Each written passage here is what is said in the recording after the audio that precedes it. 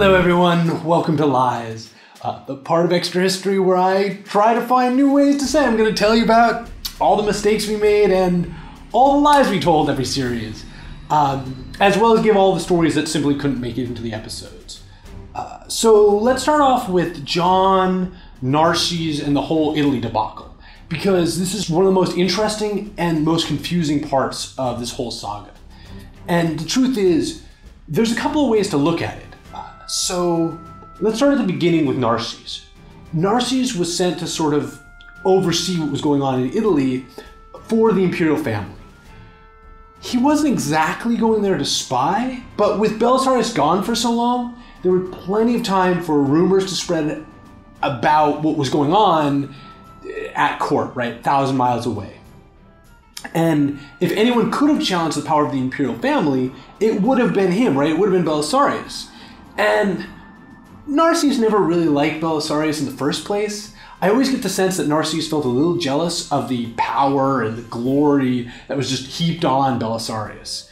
And Narses was incredibly trusted by the imperial family, basically from the get-go, right, from Nika. And it's not only because of his service to them, which was immense, but it was at least in part because he was a eunuch, which meant he could never take the imperial throne. So they felt totally comfortable with it. So when he gets to Italy, because of all these rivalries, he just naturally starts to butt heads with Belisarius. And here's where John comes in.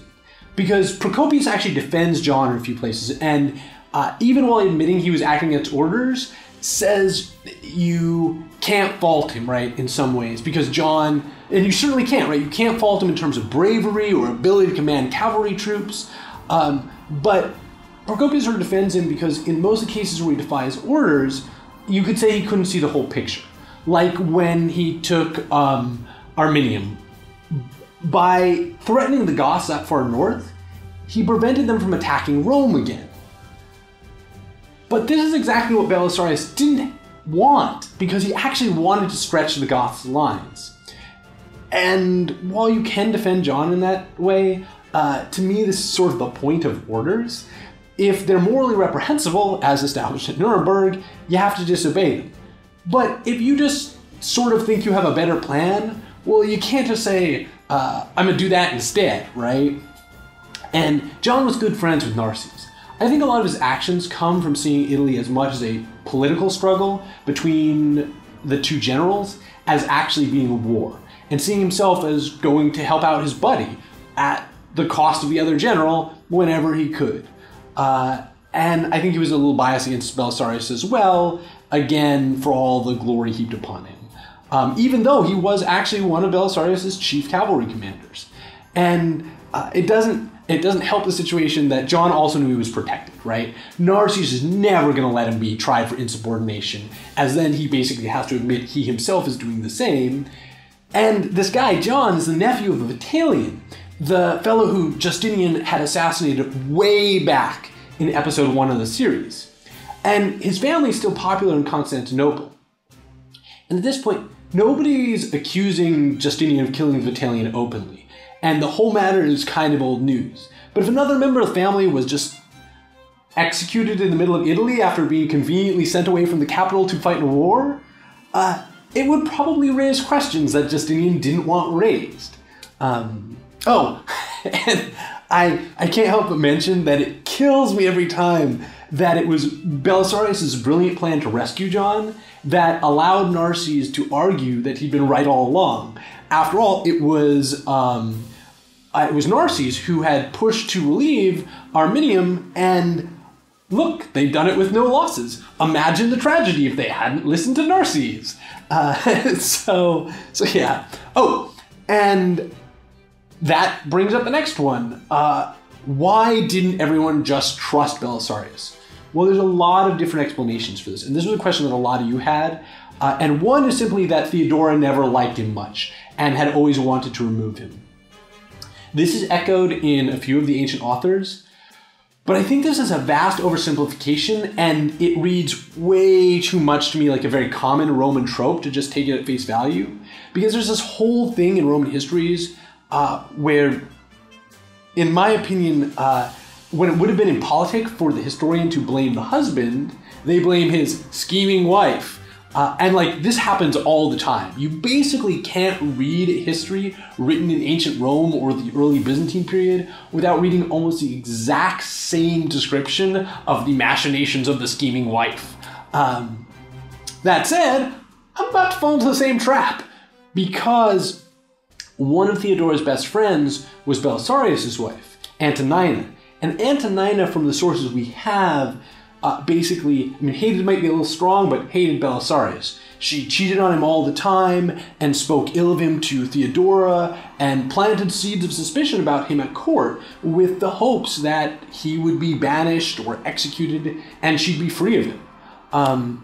But again, that's me relaying yet another variant on the scheming wife trope that you see all the time when reading Roman history. So I have no idea how to untangle this, but basically if I had to take a stab at it, while he was away, people, whoever they may be, jealous of him, or who at least had a reason to dislike him or wanted his position or whatever, started poisoning the minds of the court, which was far away, against Belisarius. And once you've got that as a backdrop, it paints all of his actions in a different light. If you're already hearing all the time that Belisarius is glory hungry, it's much easier to see Belisarius' conquest of Ravenna as proof of that, right? It's much easier to see his rejection of the emperor's orders as him placing his vanity above the good of the empire. And in many ways, doing sort of exactly what John did, right? Just the next level up, disobeying orders because he thinks he knows better. But with the whole conquest of Ravenna, if any of you were wondering what happened to Vitiges, he got made a senator and was given a nice villa outside of Constantinople. What else did you guys ask about? Oh, a bunch of you asked about Khosrow, and didn't he have a treaty with the Byzantines when he went and attacked them? Well, yes, but the treaty only specified that Persians wouldn't attack them. So he put together an army made entirely of Arabs and went after them, because that's the sort of guy he was. I mean, seriously, if you don't want me to attack you, write your treaties better. But, all right, let's talk about the plague. Many of you raised a good point. Weren't there other plagues before this one? And sometimes it's hard to convey things orally that are in the script, but when we said this was the first plague, we meant this was the first instance of the plague, right? Plague with cap locks on, the Black Death, Bubonic Plague. There were absolutely major epidemics before this, no question. And there were even things like the Plague of Athens that are referred to as plague, but since have been identified as other diseases. This is believed to be the first appearance of the Bubonic Plague that would haunt Europe for another 1,000 years. And so that's what we meant when we said this is the first instance of the plague. And many of you asked, so why didn't they just cremate the bodies? I don't really have an answer for that one, but it seems like the populace as a whole was just so worn down by this that no one had the energy to do anything but try and drag some of the bodies a little ways away. I mean, it's actually a pretty big task to cremate 5,000 bodies a day. And by that time, society was falling apart. I mean, it just goes to tell you how much this affected Constantinople and the society therein. And for actual lies, we have no idea who patient 0 actually was for the bubonic plague. We just know where patient 0 was from. So the description I gave, the place is right, but the description I gave was just typical symptoms, because to fully understand the horrors of this, you sort of have to look at the symptoms, you have to see what this does to a person. But that description doesn't come from an actual documented case, it's just a mishmash of the descriptions of various cases. Procopius in his Secret History, because I love Procopius' Secret History, has some of the most awesome passages where he can't seem to make up his mind on whether Justinian is a demon who conjured the plague, or if the plague is just punishment for the extreme sinfulness of Justinian. So speaking of Procopius though, he demonizes Theodora a lot. My interpretations or actions during the plague is just one interpretation. There are plenty of anti-Justinian or anti-Theodora texts out there that will tell you that she basically just ruined everything. But this is how I see it in all the reading I've done. Oh, Speaking of Theodora, there is an actual and somewhat meaningful lie I should clean up, and this one is actually a lie, because Theodora was probably a miaphysite rather than monophysite, but these sects are, from a modern perspective, incredibly close, and you'll often hear all sects that were variants of monophysitism lumped together as monophysites, especially when concerning this period, because that was the big schism that we're dealing with, Orthodox and Monophysite. And since you patrons recently voted in a series on early Christian heresies, where we will absolutely be covering monophysitism, I wanted to make the larger distinction crystal clear rather than making the smaller distinction. It's sort of like if we were talking about the Reformation and referred to both Calvinists and Lutherans simply as Protestants, right? The difference is important, right? There's a lot of meaning there. It's a very meaningful thing, especially to people involved. But in service of the history of the period, making sure that everyone understood the larger distinction of them both being anti-Orthodox is perhaps more important. And so that's sort of the judgment call I went with this time. And she supports monophysites all the time, not only miaphysites, but actually true monophysites. So I just went with talking about her as a monophysite. Oh, and I got one more Belisarius story to tell. When Totila sacked Rome, he was planning to just level the whole thing. But Belisarius convinced him not to, basically by saying, do you want to be remembered forever as the uncultured barbarian who destroyed Rome? I mean, come on here.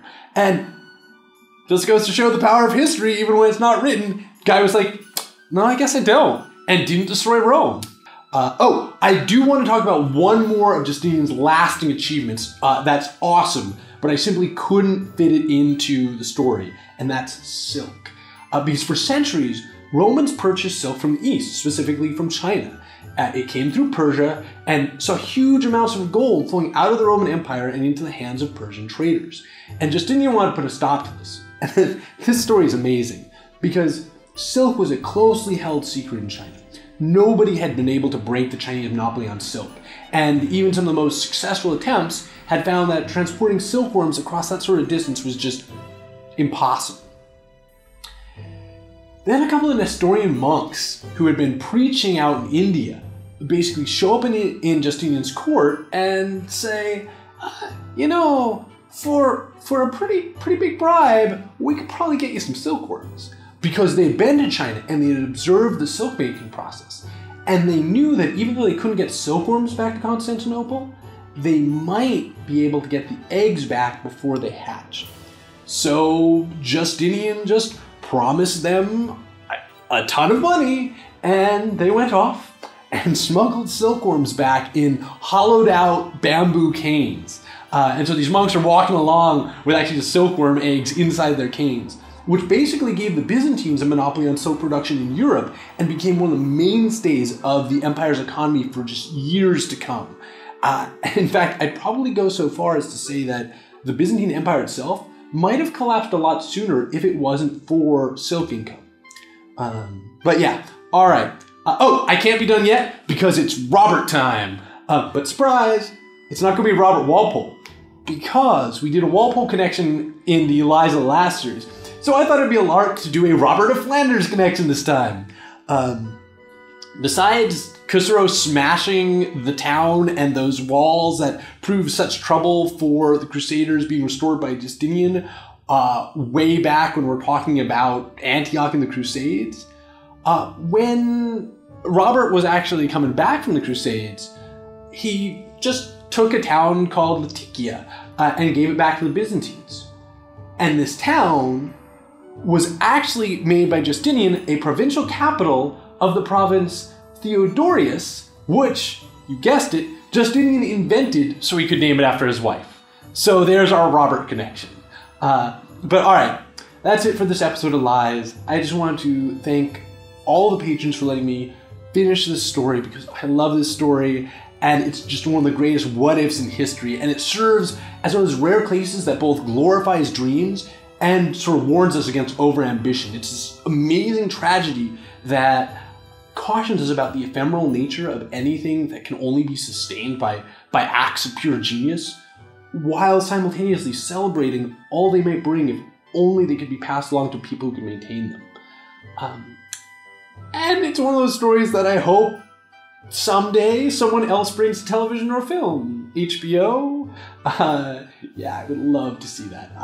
You guys wouldn't see me for a while. But even as we close the chapter on Justinian, we're about to open it on Suleiman the Magnificent. And I have to say before we go that this was a suggestion by a patron, voted on by the patrons, had nothing to do with me. But I wish I had been this clever because Suleiman the Magnificent makes the perfect parallel to Justinian. And I won't spoil it at all, but I'm really excited for juxtaposing these two next to each other like we're going to get to do. So yeah, if any of you guys want to vote on future series, the Patreon vote for the next one is coming up right now. Like literally it goes live after this video does. So I hope to see you all there, and take care everybody. See you on the next Extra History.